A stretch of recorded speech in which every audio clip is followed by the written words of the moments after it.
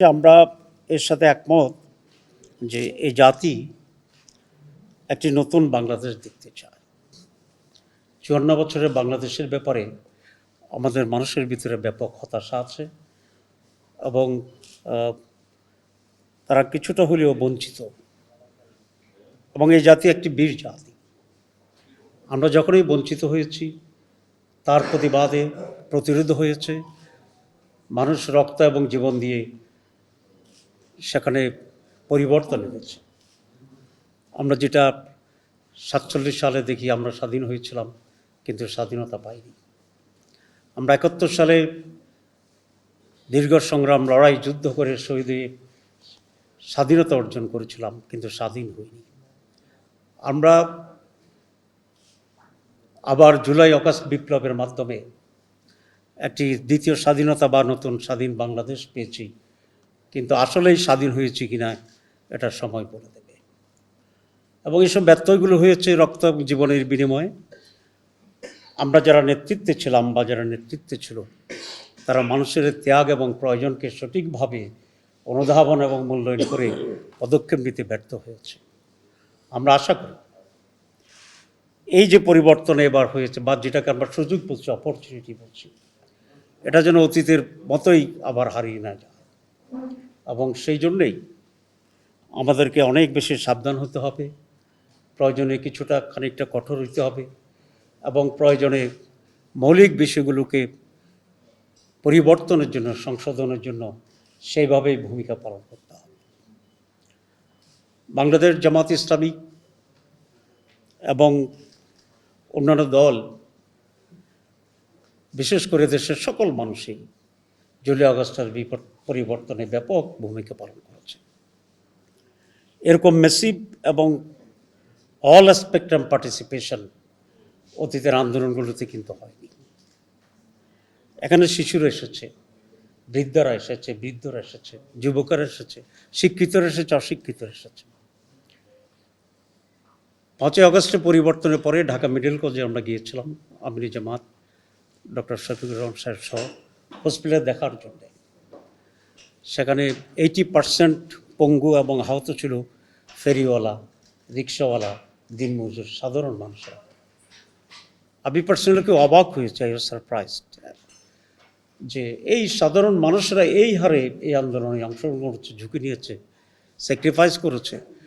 এটা কিন্তু পত্রপত্রিকায় ওই প্রপোর্শনটা আসে, কিন্তু প্র্যাকটিক্যালি গিয়ে দেখলাম যে সাধারণ মানুষরাই, গরিবেরাই, সাধারণ আয়ের মানুষেরাই এই আন্দোলনে ব্যাপক ভূমিকা পালন করছে। আমি তাদের প্রতি কৃতজ্ঞতা জানাই, শহীদদের আত্মার মাগফিরাত কামনা করি, এবং এখনও যারা বঞ্চিত, পঙ্গু এবং নানাভাবে নির্যাতিত আছে, আমি সরকারের কাছে দাবি জানাবো তাদেরকে যথাযথভাবে দেখার জন্য।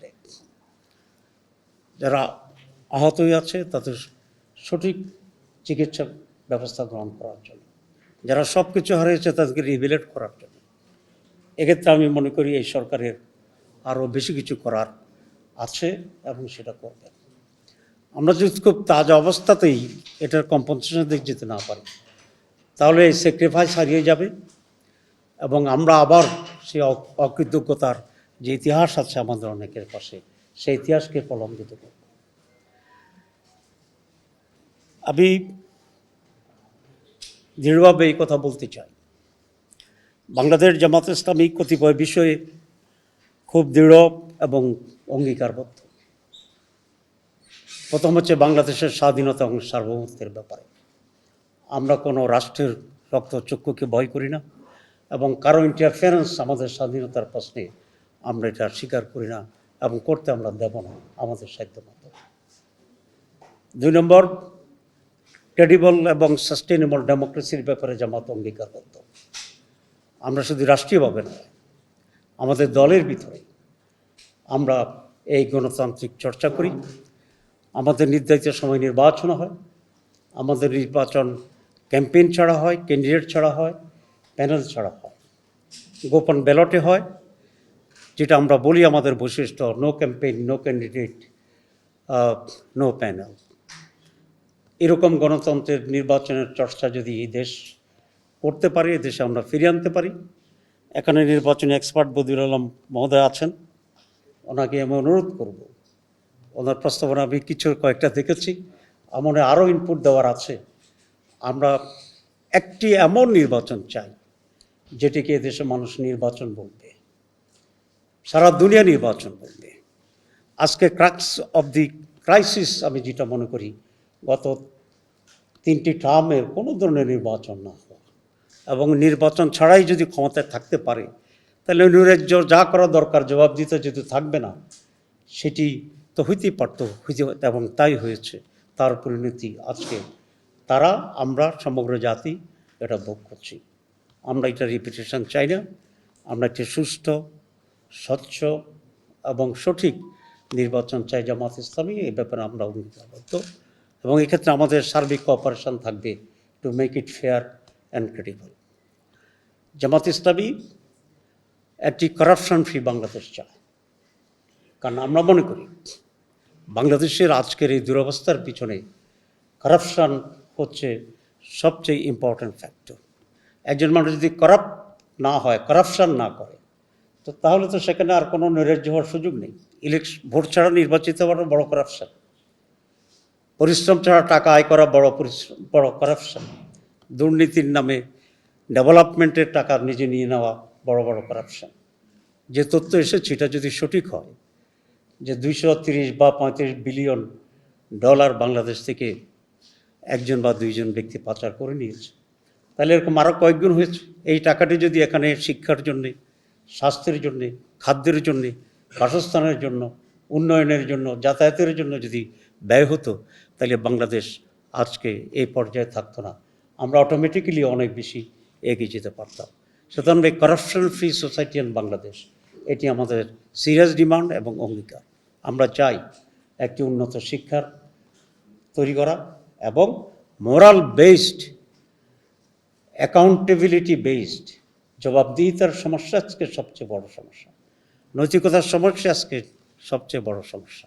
সুতরাং এই নৈতিকতা নির্ভর একটি উন্নত শিক্ষার আলোকিত সমাজ বাংলাদেশ জামাত ইসলামী করতে চায়, এ ব্যাপারে আমরা অঙ্গীকারবদ্ধ আছি।